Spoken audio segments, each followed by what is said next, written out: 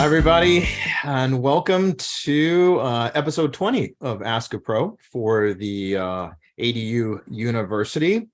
My name is David Donahue, and today I am joined by Jared Bassler. I had on my description for this event that he was on the board of directors. You are no longer on the board of directors. You are working for the Casita Coalition as the Director of Policy and Strategic Initiatives. You're also, and I've also made a second kind of, I wouldn't say mistake or error, but I was saying you're the godfather of ADUs. That's not right. You actually are. It's the godfather of granny flats, and which I think is fantastic. You're also a member of the American Institute of Architecture, architects, and you have done hundreds of granny flats ADUs and are a strong, passionate advocate for additional housing. And thank you very much for being here. And I'm really excited about this webinar, Jared. Yeah, thanks for having me. Oh, it's fantastic. Well, I also want to welcome everybody here who's watching live. And if you are and you have questions, please put them in the Q&A or the chat. I think that would be fantastic. And we'll do what we can to answer them. And if we can't, we don't have time, we'll try to get back to you either directly or somewhere in the comments of where this will be posted. So first of all, Jared, what is the Casita Coalition? So the Casita Coalition is a public benefit 501c3, fancy way of saying we don't do lobbying ourselves. We are here to help remove the barriers to small housing production through education of both industry professionals and policymakers. And we do that through our members that support us through their member dues, as well as through foundations and organizations with grant funding that are able to help support the work that we do. And I also want to let everybody know that I am a member of the Casita Coalition. And I need to talk to you about your renewal, though, because it's coming up on that time. So we can do that later. We can. No, you got to be able to fund all the effort and the good work that you all are doing at the coalition, because I think it's fantastic. One of the things I really enjoy the most, before we kind of dive into what I think are just some amazing topics of policy and regulations and what you all are looking at really kind of promoting and seeing if it can't get passed, is the Casita Coalition members get together regularly and kind of have this roundtable. And so it's everybody from around, across the state, maybe there are other people out of state, but we talk about the things that we're experiencing with the local jurisdictions, if they're having issues with the state, and also trying to educate people on certain things. And I didn't put this in there in the description earlier that I sent to you, Jared, but I am a big advocate of education. And that's why we have the ADU University. And this is why, and I also bring up some things that I think are obvious to people. And I think that everybody knows it and they should know it. And if they're not doing it, if they're not really kind of if they're not being full disclosure, if they're not talking about, okay, if I'm going to get this product, it may affect your property in this way. And I'm like, come on, guys, you should all know it. And you helped me kind of see things in a different light one time. We had a really great conversation where you were able to give me some insights like, yeah, well, David, you don't necessarily need to beat people over the head with a stick that they're being, ignorant of things or trying to misdirect or kind of be deceptive. It's like they may not know. And so I wanted to thank you for that, because that was a wonderful piece of advice that you gave me some time ago. And it really helped me with my insight, because the Casita Coalition, the group that's there, they all want to kind of advance and have more housing built. We want the industry to grow and mature in a productive way. We've all seen industries come and go. We've all seen, the solar industry is a really good kind of analog, where there's this new opportunity, homeowners, that impacts homeowners, impacts what homeowners can do. And so that obviously created an industry that sprung up overnight. And there was both inexperience, there was both lack of integrity, but it's not always the lack of integrity that is driving, potential miscommunication or misdirection from industry professionals. A lot of times it is simply because they don't know the difference. And so I think we're in a similar position here with the ADU industry where, this is really growing rapidly, and we're seeing, companies come and go, just like we did with solar. And, I think the thing for us all as professionals and the policymakers need to remember is that this is a new, although it's not new at all. It's granny flats, ADUs have been, in-law suites have been around for years and years.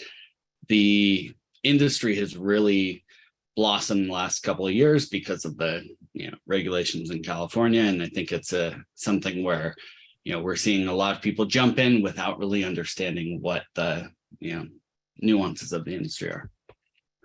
Thank you for that. I think that was a great explanation, and that's also another reason, if you are not a member of the Casita Coalition and you were involved in ADUs, I would highly recommend it. Because CasitaCoalition.org/join. It's really easy. Say that again, because I think I might have stepped on it. Yeah, no, it's CasitaCoalition.org/join.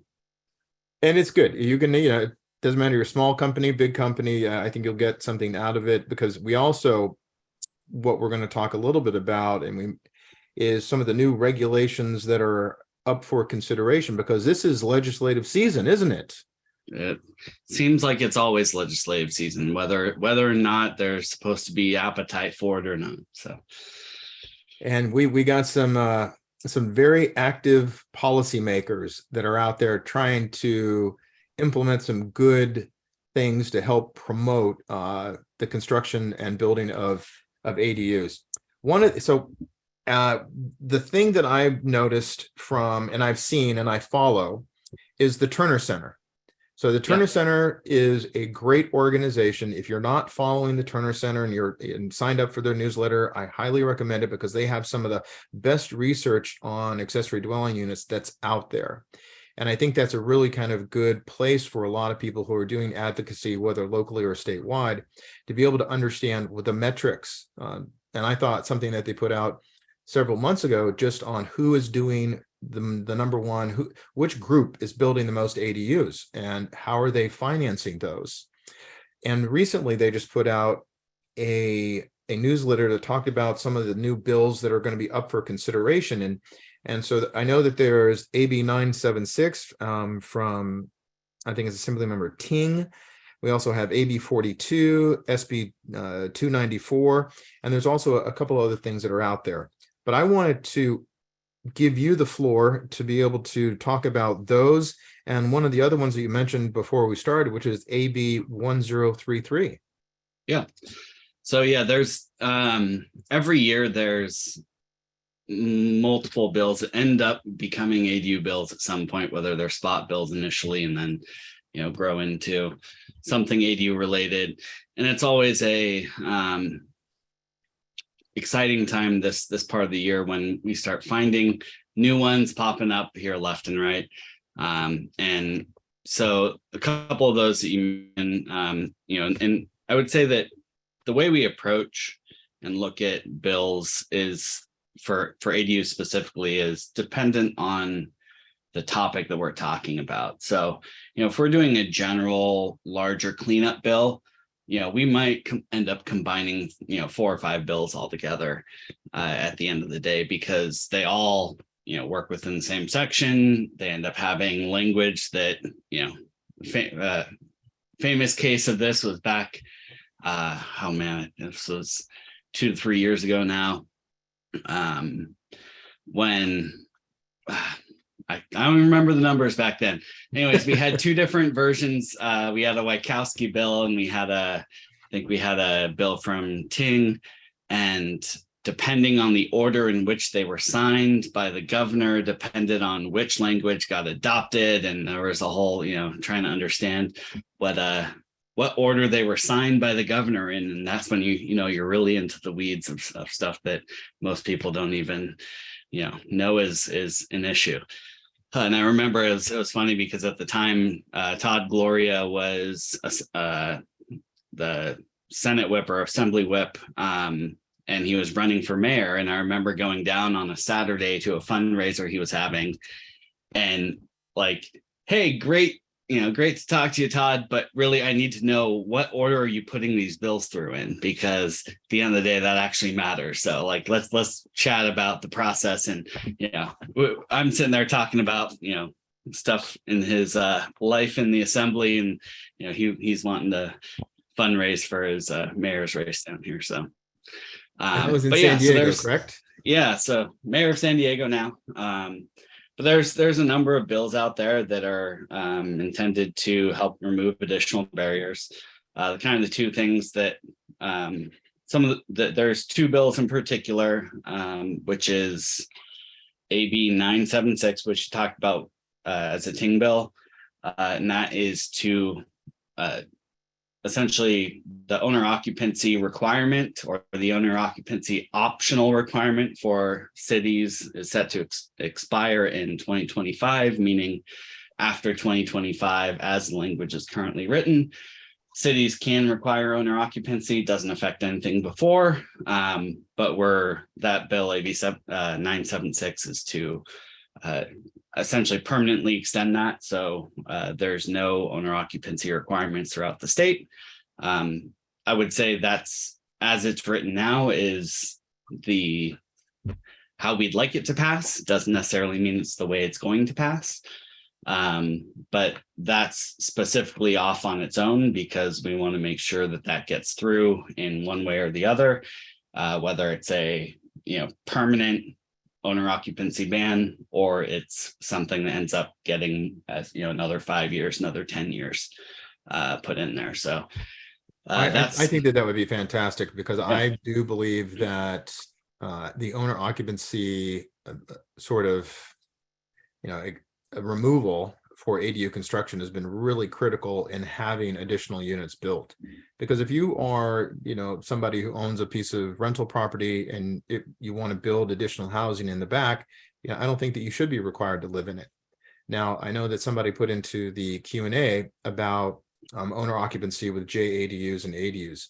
So an ADU, if you are building an ADU, an accessory dwelling unit that's detached, attached, there's currently no owner occupancy that's required. So that's what we're talking about with AB 976. If it's a junior ADU where it is being built within the existing roof line of that primary house, then owner occupancy is required. And that is something that I think is not going to be changed.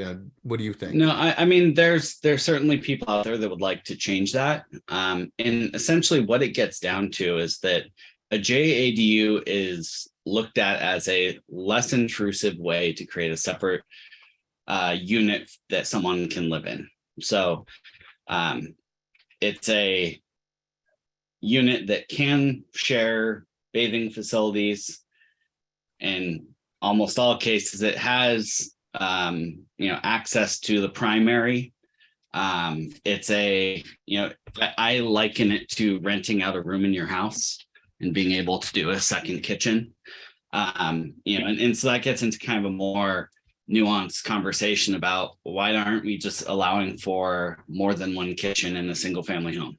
That's really what it gets down to. Is if we were able to create 2, 3, 4 kitchens in a single family home, then that essentially would create new dwelling units that in a shared space, all that kind of stuff. So there's a lot of opportunities there, but as a junior ADU, it's conversion of space. It's already within that existing structure.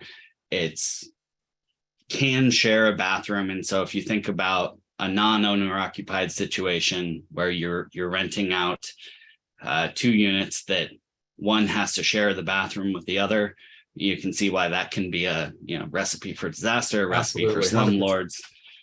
And again, I think that it's there's a lot of talk around, well, if it doesn't share a bathroom, if it doesn't share a bathroom, then it can probably function as an ADU, because an ADU can be a conversion as well. So and this kind of gets to let's take a pause in the future legislation and look at existing interpretations by HCD. HCD has recently come out with an interpretation that says that you can have a converted ADU, a JADU, and a detached ADU all on a single family residence. Oh, you're jumping ahead, and I love I'm it. sorry. This is great. Okay, now you need to spend a little bit more time on that one. Let's continue with current legislation, and we'll get back to that later. Oh no. So yeah, if you are with us now live, don't go anywhere. Jared's going to be dropping a bomb on us really quickly. And if you're listening or watching this, just wait, because this is something that I presented in front of the city council, and I'm in Burbank, and their planning department reps were like, what? No, don't do that to us. We don't want to have new interpretations. So I'm like, okay. And we're waiting. Yep. We're going to be waiting for, well, you're going to update us. You're going to update us on what's happening. So Ting, so AB 976. So Ting is currently got two bills. He's got AB 976, which permanently removes the owner occupancy, keeps owner ban on owner occupancy in perpetuity, hopefully, but at the very least for a number of years. Ting is also running a bill, AB 1033, which has just come out. This is something that we've been working on for a while. Again, we want to run this as a separate bill. Anytime you run things together, it gives the opportunity for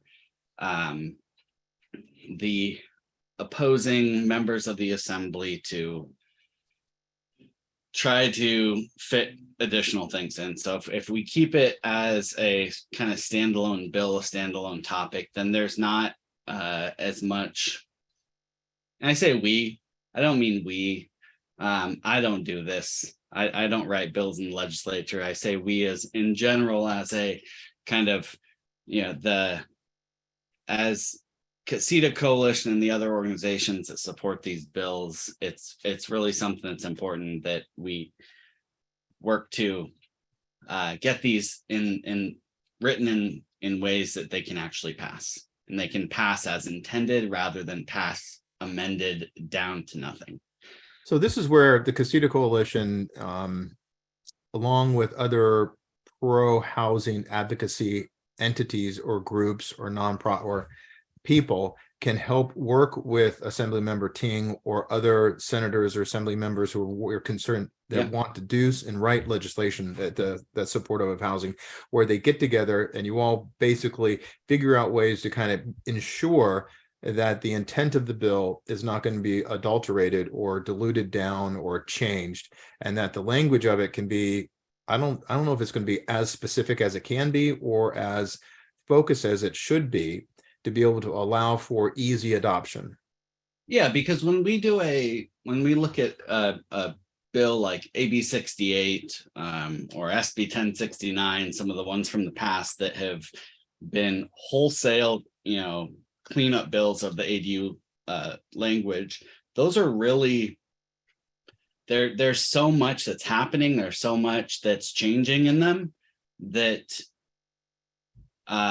amendments are really easy to kind of plop in from opposition, or even like-minded organizations that are maybe trying to go a step further or trying to look at a specific audience that is is having an issue with a portion of ADU language, and so they're inserting something into a bill that has really nothing to do with that, but because there's so much else going on, it really is, it's the right. And can you just because most folks are not, you or I, we're not ADU geeks and wonks. I mean, can you just talk about the process of what is involved in so if Assemblymember Ting writes a bill, he is in the assembly. It would have to go through committee. Yeah, it has to go through several committees depending on how much it's changing and what it's going to affect. And so he's going to have to put that through multiple different committees. they'll have a, within committee, there may be changes or amendments to the bill in order to get out of committee and referred on to either the next committee or the full assembly. And he's having to defend it on these committee things. He's basically saying this is why it should be done, and people are asking or offering changes or amendments to it. Yeah. So at every step along the way, he's having to defend the language that's written and provide, in cases, in certain cases, you'll run into a committee where there is not adequate support. And so you're going to run into that committee knowing that there may be amendments or knowing that it may be dead in the water. You don't really want to get to that point where it's dead and you're still running into committee. I mean, it shouldn't have gone that far in the first place.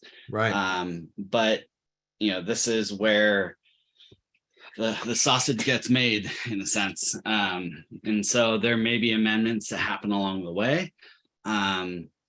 But when you have a very narrow bill that only changes a specific portion of the language, it really doesn't, it's not of the bill is specific about the portion of code that it's modifying. So if you're going to try to do something that's completely outside of that, you can't do that in that specific bill. Right. So I couldn't, in a bill that's about the owner occupancy regulations, I couldn't come back and change something in the JADU regulations because that's an entirely separate section of code.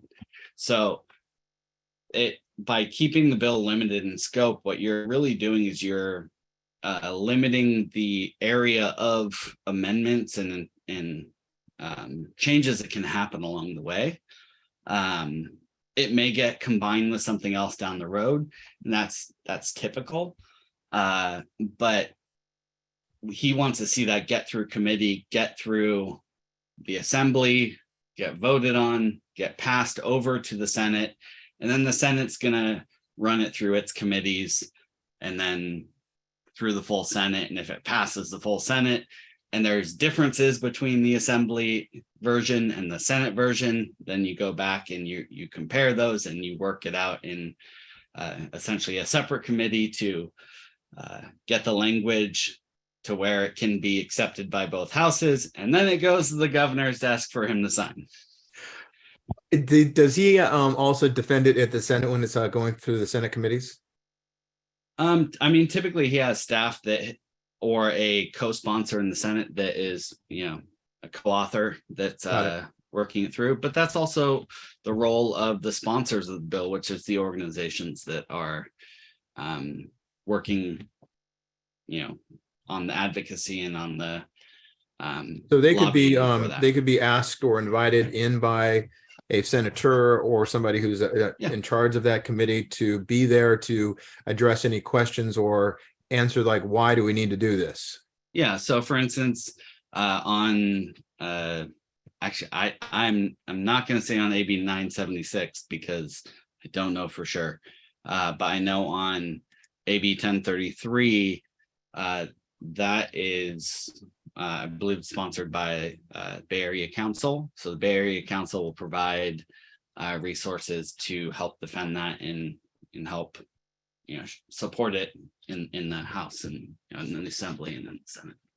Well, that's good, because I think the Bay Area Council has really done some great things as far as educational pieces, just the illustrations that I think that they've done talking about, ADUs and other sort of things that help promote housing have been fantastic. They really, in full disclosure, Casita Coalition grew out of Bay Area Council. They are our fiscal sponsor now, so they essentially handle all of our financial stuff, but we operate as a separate entity with our own scope and purpose. Perfect. No, I think it's fantastic. So we know that AB 976 is we want to make owner occupancy, we want to remove owner occupancy from ADUs. I think that's great. Yes. And the 1033, talk to me about that one again. Yeah, AB 1033 does something that has been, there is some, across the industry, I think there's probably some different thoughts about this topic, but separate conveyance. So it doesn't say that ADUs have to be separately conveyed. As it stands right now, ADUs are not allowed to be separately conveyed because of the definition. And a quick aside, this is why when we talk about tiny homes on wheels as ADUs, it doesn't work per code, because per government code, a ADU has to meet local building code regulations for detached dwellings. So if a tiny home can meet that, that's fine. But in most cases, tiny home on wheels can't meet building code for detached dwellings. So all that, okay, get back to the topic we're talking about. AB 1033 is there to remove the prohibition on separate conveyance. So it's not saying that, it's not setting out any rules around separate conveyance. It's simply removing the prohibition. So currently ADUs are not allowed to be separately conveyed. If AB 1033 goes through, cities would be allowed to come up with their own rules on separate conveyance. These kinds of bills are often looked at in a way that we're really talking about the overall legislation process in California and most states, which is we say you can do something, then the state comes in and says you have to do something, and then they see how everyone is doing it, and the can, you know, when they say you can, they're monitoring how it's being implemented. Then they say you have to, and they're monitoring how that's being implemented. And then they come back and say, now that we've said you can and you have to, now we're telling you how. And so that's essentially how legislation happens in California and beyond. And the great example of this is ADU laws that sits right now is really in the how stage. We've already said you can, we've already told you you have to, and now we're telling you how.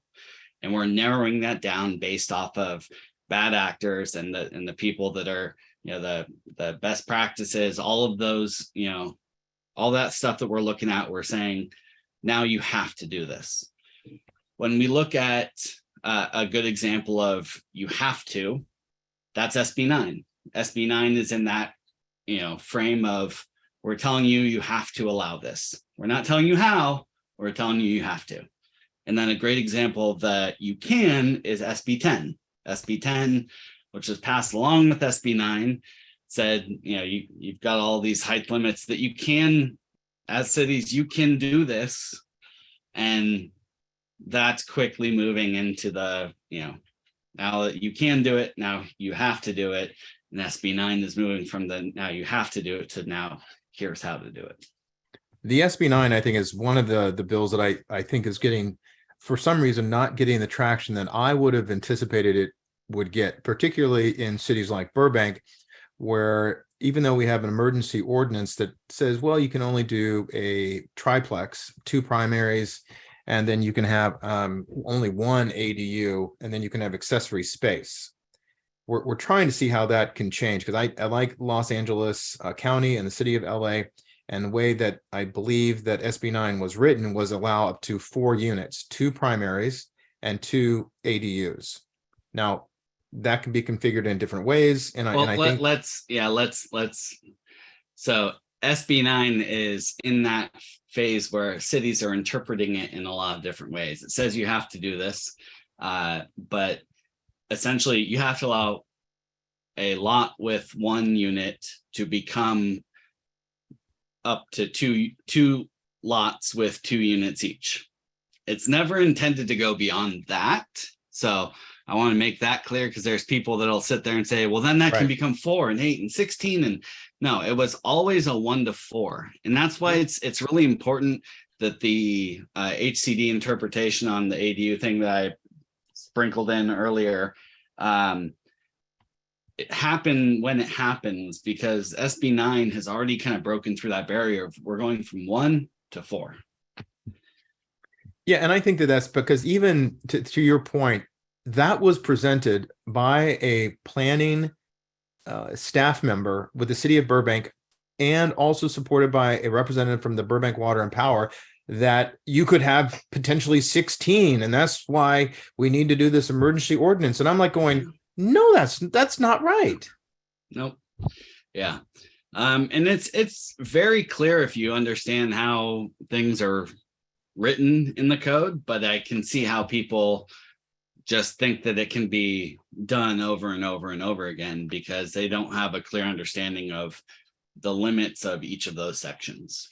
So, and again, for those of you who are watching, you're here with us live, or you're listening or watching this is very complex stuff.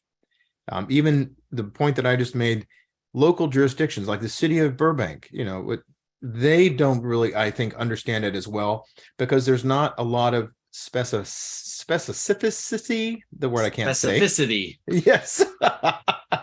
To the language, and they purposely leave it a little broad, correct? Yeah. They leave it as broad as necessary to both pass and allow for monitoring of how it's implemented. I mean, I sat with the author's staff after it was signed into law, and the question they had for me was, well, how do you think this is going to work? And I said, that's something you ask before you pass the legislation, not after.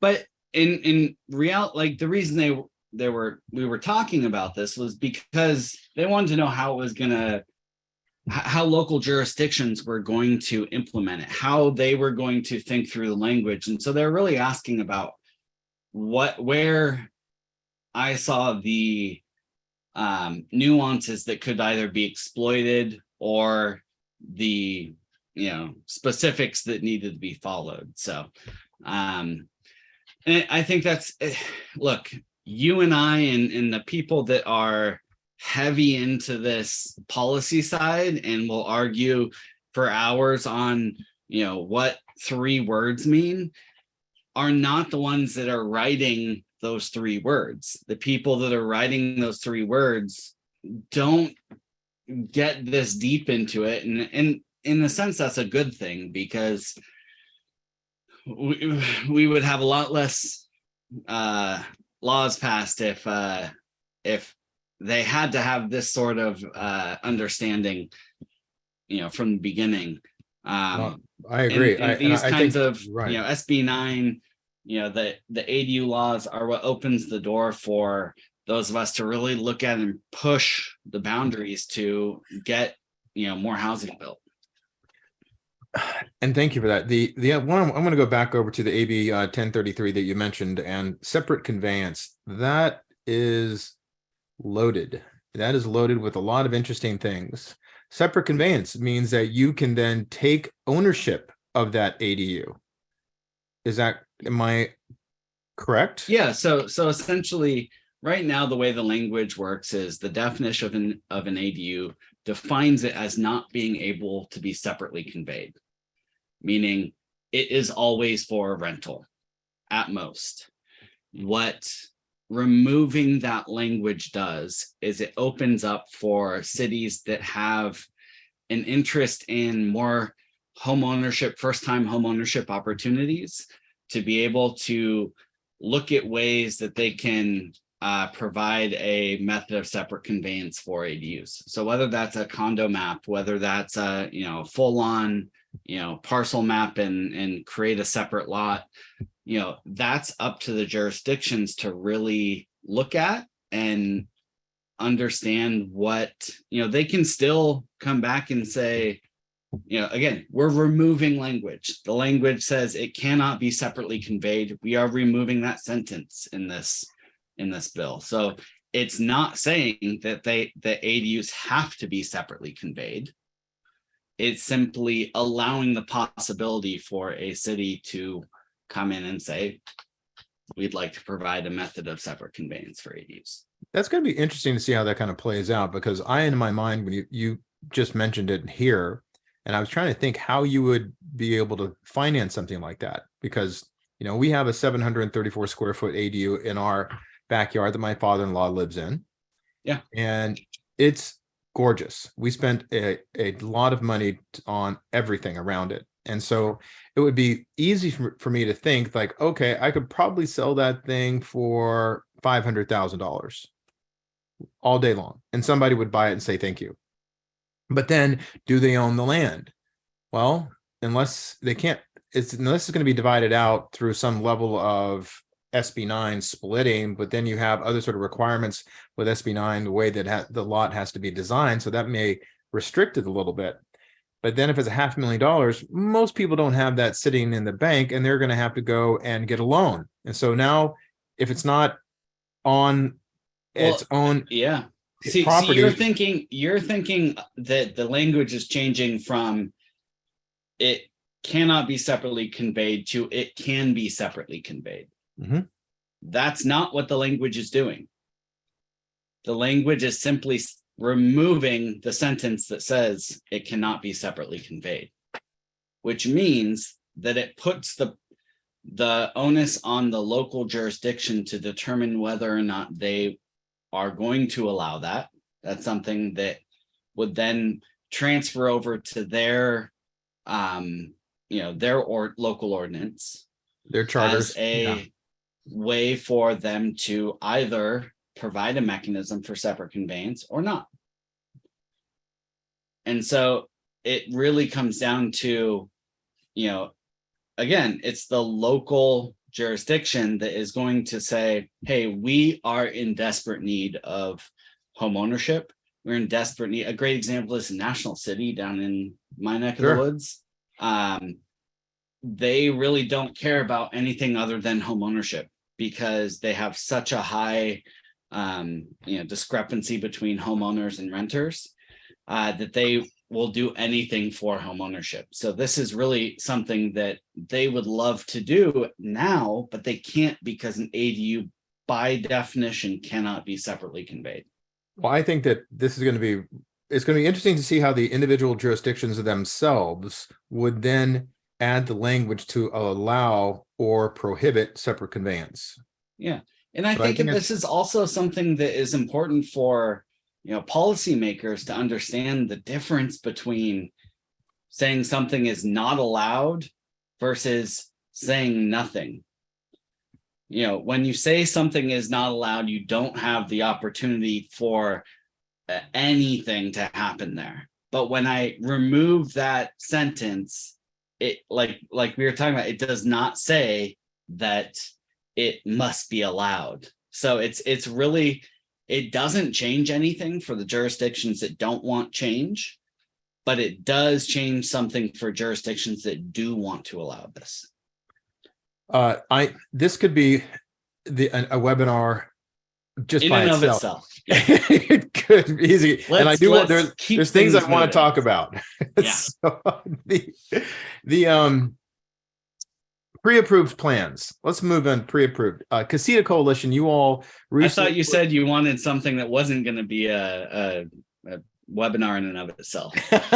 Yes. Well, pre-approved, because I want to get it out there for people that are here or watching, that there are resources at the Casita Coalition. You may not be following them. Again, you should. But if you are trying to advocate for making things simpler, less expensive, one of those ways is with the pre-approved or pre-reviewed floor plans or designs. So in 5 minutes, just tell me a little bit more about what the program is. So we have guidebooks that are on our website that talk about different topics, whether it's permitting non-permitted ADUs, whether it's pre-approved or pre-reviewed plans. They're essentially guidebooks for best practices in these areas for jurisdictions, and they can be utilized by professionals that are working closely with jurisdictions that are looking to create better policies and processes. One thing that I would say is we talk about in that guidebook, but also it's just something that is a personal passion of mine, is that the whole point of a pre-approved, pre-reviewed, pre-whatever program is to make it faster and easier for homeowners, but it's also to provide a mechanism for local designers and architects within that jurisdiction to be able to reuse their plans. And so when we look at the kinds of things that can do the most good for a jurisdiction that's looking to speed up the process by which ADUs are approved in their city, and by doing so also increase their property tax base, increase all the fees and everything that they collect from that. There's so many things that this benefits local jurisdictions for. But one of the things that we talk about is it's not about a pre-approval program. It's about repeatability. Because at the end of the day, the whole goal of a pre-approved program is that the same unit can be repeated over and over and over again. So rather than looking at it from the standpoint of I'm going to contract out with 1, 2, 5 or an open program, which is great, things like LA's, San Jose's, these programs that are open in perpetuity, those kinds of programs are the best possible way that you can implement a program on a, as a kind of the way that's been done before. Utilizing precedents that are out there. The real goal is repeatability. So if there's a way for local designers and architects to be able to self-select into a program that would allow for repeatability of their design by them. Again, we're not looking at stealing IP. We're not advocating for, these are free to homeowners, because as design professionals, we put work in, and there's work that still needs to be put into every plan, whether it's pre-reviewed or pre-approved. There's still work that needs to be put in. The way that we look at that is, how are we creating a repeatable process that gets quicker the second time and third time and fourth time? So can you talk, and I think that's wonderful, but you mentioned San Jose and you mentioned Los Angeles. Both have similar programs, but I think that the way that they're being handled are really different. And I had a webinar with a homeowner in San Jose, who went through and chose an architected design that was with the city of San Jose. And that process, listening to how San Jose did it, I was just amazed on how well it was done. I mean, how quickly they got through, how easily things went. And they were it was such a short period of time. I was really kind of taken aback that San Jose had invested that much effort and energy into making a successful program. And I don't, and I have a client who has a plan in LA. I hear your question. Yes. So the difference between the two, and I'm not saying this isn't just because LA is that much bigger than San Jose.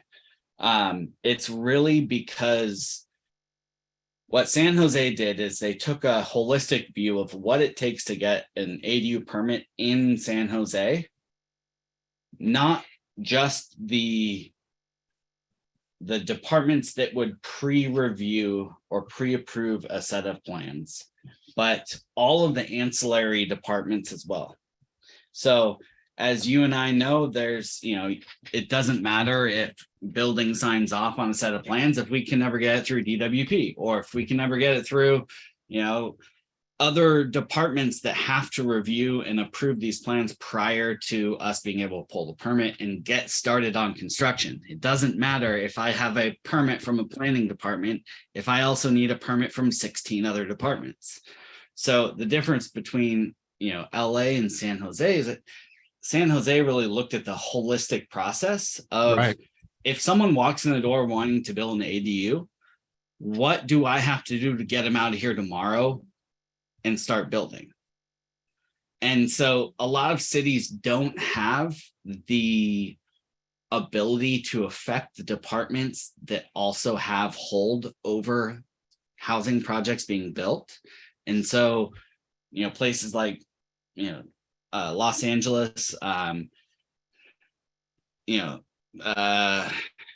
like County of San Diego, all of these jurisdictions that have ancillary outside agencies that have to approve something before they can issue a building permit. What happens is they can only do as much to affect what happens inside their building. And a lot of times a pre-approved plan program is seen as a quick and easy way to create the promotion around them doing something that helps build ADUs in there. It's lip service. One of my favorite quotes by a really wise man whose name is myself is policy without process is just lip service. That's all it is. Because I can create the policies all day long that give the opportunity to do something, but if my process doesn't allow it, or my process slows it down to the point that it is going to, make it infeasible, It's then ineffective. it doesn't matter. It's just I'm creating policy just for lip service. So Well, and that's what I think is happening in a lot of jurisdictions. And again, it's not always intentional. This is something that's really hard to understand, but it's not always intentional that the city is trying to impede the ability to build units. A great example, this is City of La Mesa has a grading ordinance that requires essentially every ADU to have a major grading plan. In fact, a 3-foot retaining wall does not require a building permit, but requires a major grading permit because it's more than 12 inches of cut or more than 24 inches of fill. But they have a standard 3-foot wall that doesn't require a building permit. And so if I, as a, living in La Mesa, if I went to go build a retaining wall, and I took that to the city of La Mesa, they would say, oh, you don't need a building permit, but you need a major grading permit. That's amazing. That's crazy. And you're right. If you can have policy without process and it's really ineffective. What I see is San Jose is really doing, wonderful work because they seem to have all their different agencies coordinated. So it's all well and good that you get through building and structural through the city of Los Angeles, but then it's going to hit the wall when you have to go into the fire department, you have to go into the utilities. And it's like, okay, let's kind of get things, sort of expedited. There's so much stuff to talk about here. One of the people that is with us live had a question about HOAs, and I'm just going to read it to you and see if you can answer it. And if not, maybe we can get back to them. It says, can the city override an HOA regarding a roof pitch? How much does the jurisdiction and AOA have regarding roof pitch? And the person is getting their plans rejected by the HOA, and each time they come up with a new requirement that wasn't specified before. This has been going on for a year and a half. Is this considered unreasonably restricting on the part of the HOA? So about roof lines. In general, what we're talking about is objective standards. So a city can have an objective standard as long as it doesn't impede the ability to build an 800 square foot, 16-foot high ADU with 4-foot side and rear setbacks. Now they're going to come back and they're going to say, regardless of, I'm just teasing this out, say that they're going to require a roof pitch that is going to put it over 16 feet. But there are ways of creating, you can create a floor plan that's going to have a roof pitch that works. And again, it's the whole, undue, unreasonably restricting language. And at the end of the day, this is where so HOAs have to act like a jurisdiction. So they have to abide by all the same standards under state ADU law. As it sits, ADUs or HOAs are not required to send their stuff to HCD. They're not necessarily under the enforcement mechanisms with HCD, but the best way to, I always tell people, the best way of dealing with this is simply to put in a request to HCD asking if they have a reviewed ordinance for that city. They're going to come back and they're going to say yes or no. If they say no, they're going to also reach out to that jurisdiction and they're going to request to see their ordinance so they can review it. They, again, not the HOA, this is the city. At the same time, when they get back to you, you want to talk to them about how the HOA is requiring more restrictive, and here's the issue. They should be able to provide you with a letter or guidance on whether that's an unreasonable restriction. But again, it all comes down to whether it's an objective standard or not. And, you know, sometimes there are ways we can redesign things in order to have them meet those objective standards. In the case of a design professional, we should always try to do that before we, you know, go bonkers at HCD and try to get, you know, if we can do it, if we can, you know, reasonably make it work, we should. Thank you for that. And it is a complicated and difficult question to kind of deal with, because the person, you know, the city had said that they're ready to issue, but the HOA is holding it up, and they did say that they have reached out to HCD. I want to be respectful. Let me just talk about HCD really quick, because their processes have changed recently. Okay. They have new leadership within the department, and essentially the way it used to work, and I brought this up on our industry call on Tuesday. So if you're a member of Casita Coalition, you know, you can be on those industry calls where we have these roundtable discussions. But we talked about how previously they had an analyst of the week. So they had a department of 5 or 6 people, and every week they would switch who was handling all the ADU questions. And so the next person would not go back and then answer the responses back from the previous week's questions. They would just start, you know, answering the questions that they get in that week. And so what would happen is you'd have 3 or 4 emails back and forth, and then you'd hear nothing for a month and a half. Well, that's because it wasn't their turn to be on ADU duty again until a month and a half later. So does that sound ridiculous to me? Yes, it is ridiculous. But what has happened, because again, this division basically sprung up and just started answering questions as soon as they were given the authority to do that. And so there wasn't really a lot of process development internally.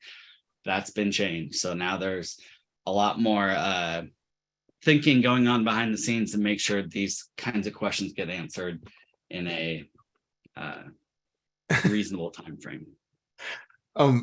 As expected, you know, Jared, we are flying through the 60 minutes, and I cannot leave a discussion with you without asking about tiny homes.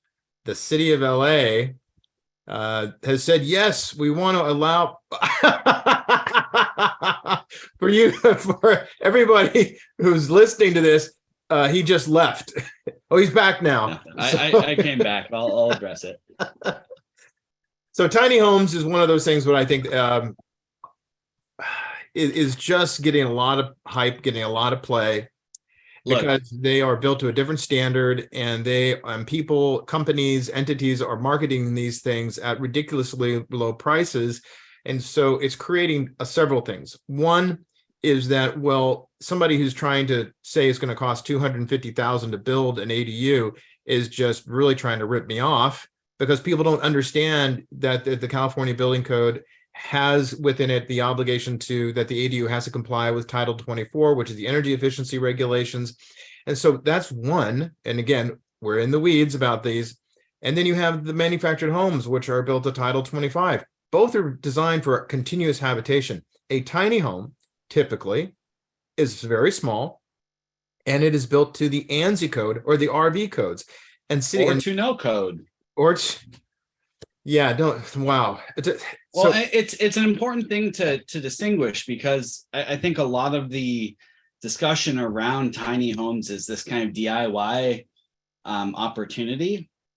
And when you DIY a tiny home, unless you're getting that certified by ANSI or certified as an RV, you're not building it to a code. You're building it for your, you know, per your code, your standards. And so when we talk about tiny homes, talk about manufactured homes, talk about ADUs, and, you know, specifically site built or built under California residential code, the whole discussion around this is, what I like to pull back from this and not talk about like one's built to one code and this code requires this, that, all that aside. Let's be real about our need for housing, and that an individual may choose to live in a tiny home on wheels. They may choose to live in a car. They may choose to live in an RV. They may choose to live in whatever form of housing that they can afford. If they are the owner of that, I have no issue with them being able to live in something that they understand the code that it's built to, and they take responsibility for that. When we talk about housing for rentals, rental housing as a means of fixing the housing crisis, we want to look at that from the standard of care and standard of housing needed for rental housing as one party who has the liability to provide safe housing for the party that's renting from them. So at the end of the day, it's not a argument over whether tiny homes on wheels can work as housing or whether it's okay to live in a tiny home. It's about who is requiring you to live in a either unit of substandard conditions or of standard conditions. And so what I look at is it's about equitable housing opportunities and the equitable housing provided to people that are renting. So if I'm gonna live in my house and I'm gonna make money off of renting a tiny home that's sitting out on my driveway, that's not okay to me when it's a substandard. I'd say sub because it is a lower standard requirement for that tiny home as opposed to the house that I live in. If I want to live in that and rent out my house, I have no issue with that. From a philosophical perspective, housing is a human right, and we need to provide opportunities for that, but we need to also provide mechanisms to protect people from housing standards that are not, intended for permanent habitation when they are being rented as that. I thought you were going to say something completely different. You're being way, way too nice about this. Unscrupulous landowners that put a shed back there and are going to rent it out for, high dollars, or they're going to. Yeah, that's the fear. I mean, that's what we want to, when we look at housing, we want to provide the level of care, level of, the standard of housing that we choose to live in ourselves because it's ours and we own it. If we rent it, we know that it's a standard of care that the state of California is determined to be a means of permanent habitation.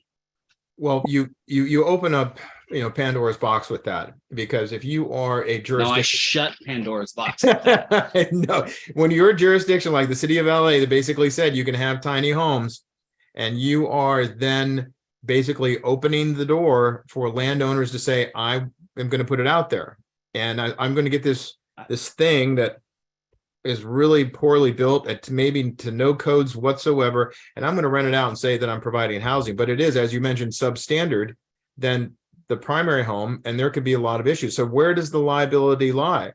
Does the liability fall onto the jurisdiction because they're the ones that said go ahead and do it? Or is it to the homeowner who doesn't know? Most homeowners don't know anything about this process. They don't know enough that they should be concerned about it.